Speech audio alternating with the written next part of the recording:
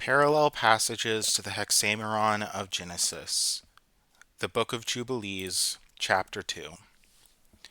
And the angel of the presence spake to Moses according to the word of the Lord, saying, Write the complete history of the creation, how in 6 days the Lord God finished all his works, and all that he created, and kept Sabbath on the seventh day, and hallowed it for all ages, and appointed it as a sign for all his works. For on the first day he created the heavens which are above, and the earth, and the waters, and all the spirits which serve before him, the angels of the presence, and the angels of sanctification, and the angels of the spirit of fire, and the angels of the spirit of the winds, and the angels of the spirit of the clouds, and of darkness, and of snow, and of hail, and of hoarfrost, and the angels of the voices, and of the thunder, and of the lightning, and the angels of the spirits of cold, and of heat, and of winter, and of spring, and of autumn, and of summer, and of all the spirits of his creatures which are in the heavens and on the earth. He created the abysses and the darkness, eventide and night, and the light, dawn and day, which he hath prepared in the knowledge of his heart. And thereupon we saw his works, and praised him, and lauded him before him on account of all his works. For 7 great works did he create on the first day. And on the second day he created the firmament in the midst of the waters, and the waters were divided on that day. Half of them went up above, and half of them went down below the firmament that was in the midst over the face of the whole earth. And this was the only work God created on the second day. And on the third day he commanded the waters to pass from off the face of the whole earth into one place, and the dry land to appear. And the waters did so as he commanded them, and they retired from off the face of the earth into one place outside of this firmament, and the dry land appeared. And on that day he created for them all the seas according to their separate gathering places, and all the rivers, and the gatherings of the waters in the mountains, and on all the earth, and all the lakes, and all the dew of the earth, and the seed which is sown, and all sprouting things, and fruit-bearing trees, and trees of the wood, and the garden of Eden, and all plants after their kind. These 4 great works God created on the third day. And on the fourth day he created the sun and the moon and the stars, and set them in the firmament of the heaven, to give light upon all the earth, and to rule over the day and the night, and divide the light from the darkness. And God appointed the sun to be a great sign on the earth for days, and for Sabbaths, and for months, and for feasts, and for years, and for Sabbaths of years, and for Jubilees, and for all seasons of the years. And it divideth the light from the darkness, and for prosperity, that all things may prosper which shoot and grow on the earth. These 3 kinds he made on the fourth day. And on the fifth day he created great sea monsters in the depths of the waters, for these were the first things of the flesh that were created by his hands, the fish and everything that moves in the waters, and everything that flies, the birds and all their kinds. And the sun rose above them to prosper them, and above everything that was on the earth, everything that shoots out of the earth, and all fruit-bearing trees, and all flesh.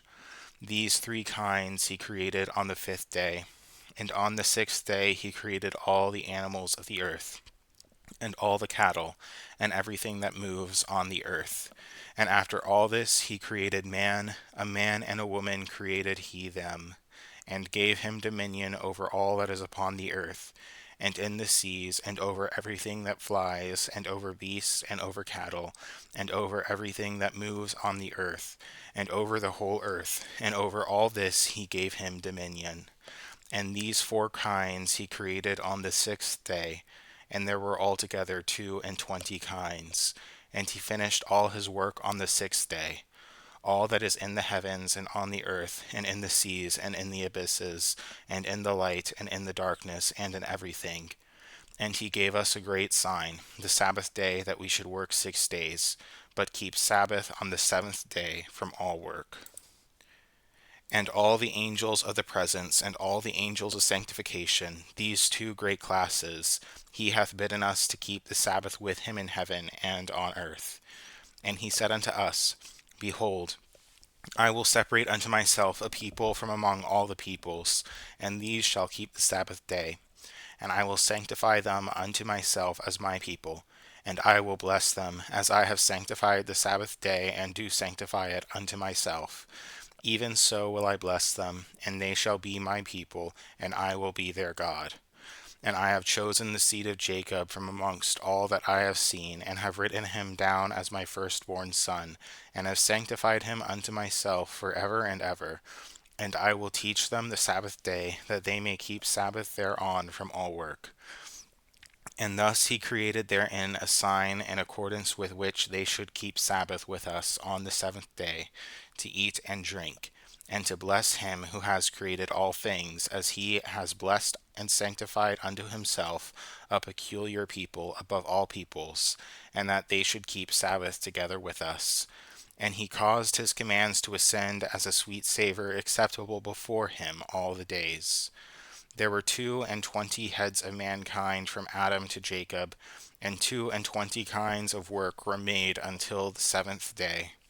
This is blessed and holy, and the former also is blessed and holy, and this one serves with that one for sanctification and blessing.